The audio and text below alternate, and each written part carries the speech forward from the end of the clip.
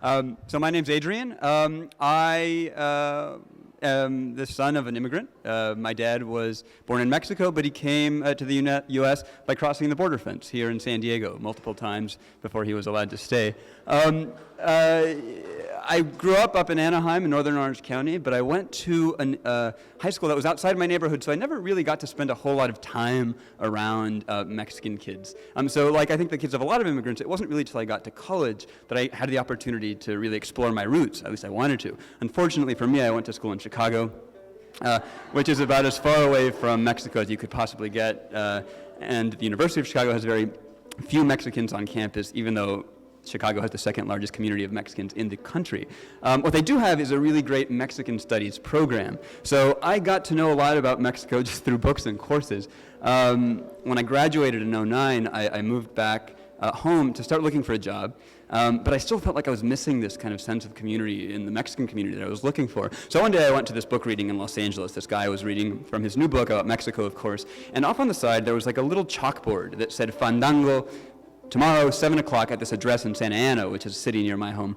So I drove to this address the next day. I knocked on the door expecting it to be like a concert venue or something. It turns out to be someone's house. And I thought I'd crashed a house party. I apologized. I said, I'm sorry, I'm going to go. But he said, no, come in. So I went in, and in the living room, there's this big wooden platform in the center, and there are these people dancing on top of it. And there are these musicians standing around it, 30 or 40 of them, all playing these little guitars, singing these verses at the top of their lungs to each other across this platform. And this is what it sounded like.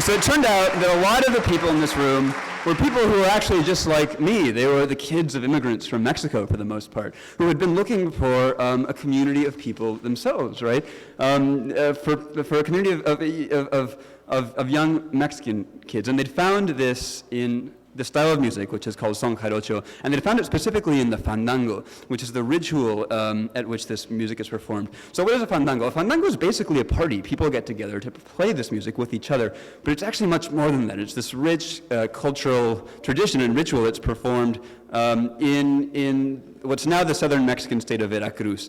A good fandango, unlike what we're doing here, will last hours, will start at sunrise and sundown and last until sunrise. At the center of the fandango is the tarima, which is this wooden platform, and people stand around it with their instruments and play. There are a few different instruments that are used. There's the jarana, which is the small 8-string guitar-like instrument, for the requinto, which is for melody. There's the quijada for percussion, which is actually a donkey's jawbone.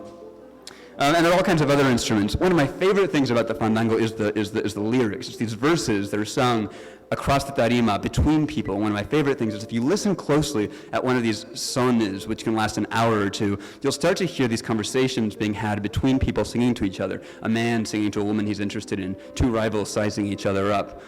Now there's this really rich cultural, social function that this ceremony plays in rural communities. It's mostly played in farming communities. It's very rural music.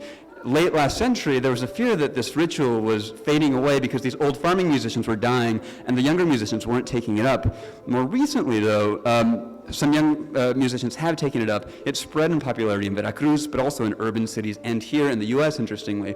And I think that's a big part of the reason why a lot of U.S. Mexicans, people like me, are really interested in this music, because it creates this sense of community that's often hard to find here, I think. And so this is the workshop we have here in San Diego. Obviously when you transplant a tradition, a ritual like this to San Diego or Los Angeles or Chicago, things are going to change, and you'll hear the verses kind of evolve to be more about urban settings, about immigration. But a lot of us are now visiting Veracruz pretty regularly to learn from these musicians and try to kind of stay rooted in these traditions, which I think it can be easy for us to forget about. Kind of as an example of this, I went back in June. I really wanted to buy one of these quijadas to bring back with me, and I asked a farmer, I said, where can I get one? He said, you have to look up for the vultures circling. It means that there's a horse or a donkey dead down below, and you can go find one there. So obviously this is something totally foreign to me, right? But one of the beautiful things about the fandango is that you can really integrate your own experiences into it. So our group is Mexicans, but also Colombians, Americans, Ecuadorians. This is a fandango we put on every year here at the border fence. So here's another example of the music. It's called Buscapiés.